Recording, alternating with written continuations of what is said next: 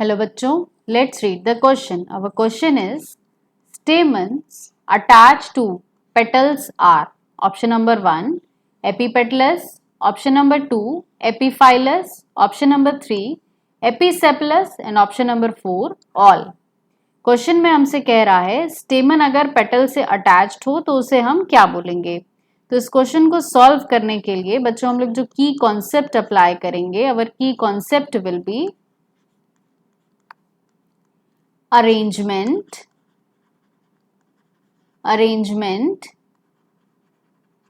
of stamen। तो बच्चों स्टेमन किसे कहते हैं? तो स्टेमन is the male reproductive part of the flower. Okay, male reproductive part of the flower. स्टेमन के पार्ट्स क्या क्या होते हैं? तो स्टेमन में आपका एंथर और फिलामेंट होता है। This is anther and this portion is filament. Okay?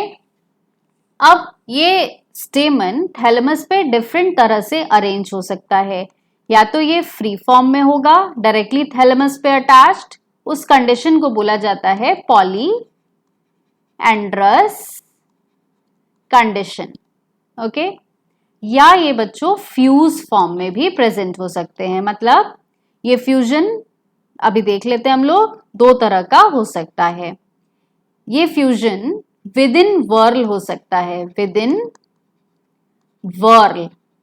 मतलब अगर स्टेमन का वर्ल आपस में फ्यूज होकर कुछ पैटर्न बनाता हो तो अब इस फ्यूजन के लिए, विद इन वर्ल फ्यूजन के लिए एक टर्म यूज किया जाता है, that is cohesion. Okay, and दूसरा फ्यूजन हो सकता है इन बिटवीन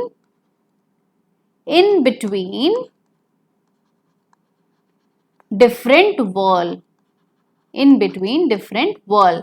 मतलब स्टेमन का वर्ल अगर किसी और फ्लोरल पार्ट के वर्ल से फ्यूज हो तो उसके लिए टर्म यूज करते हैं हम लोग एडहेशन। उसके लिए टर्म यूज होता है एडहेशन। अब ये एडहेशन कई तरह का हो सकता है। अगर आपका स्टेमन का वर्ल पेटल के साथ फ्यूज हुआ तो उसे हम एपिपेटलस बोलेंगे। अगर पेरियांथ के साथ फ्यूज हुआ या टेपल के वर्ल के साथ फ्यूज हुआ उसे एपिफाइलस बोलते हैं। अगर सेपल के साथ फ्यूज हुआ स्टेमन तो उसे एपिसेपलस बोलते हैं। तो यहां क्वेश्चन में बच्चों हमसे पूछा है अगर स्टेमन का वर्ल पेटल के वर्ल के साथ फ्यूज हो तो हम उसे क्या बोलेंगे। तो ऐसी कंडीशन के लिए हम लोग टर्म यूज करते हैं एपिपेटलस। Okay, epipetalous.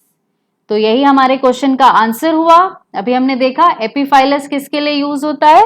तो एपिफाइलस अगर स्टेमन टेपल के साथ फ्यूज हो, अगर उसे एपिफाइलस बोलते हैं, और अगर स्टेमन सेपल के साथ फ्यूज हो तो उसे एपिसेपलस बोलेंगे। इस वजह से हमारा option number 2 and option number 3 correct नहीं होगा, और ऑप्शन नंबर 4 में हमें ऑल दिया है। तो यहाँ एक ही आंसर, एक ही ऑप्शन करेक्ट है, दैट इज ऑप्शन नंबर 1।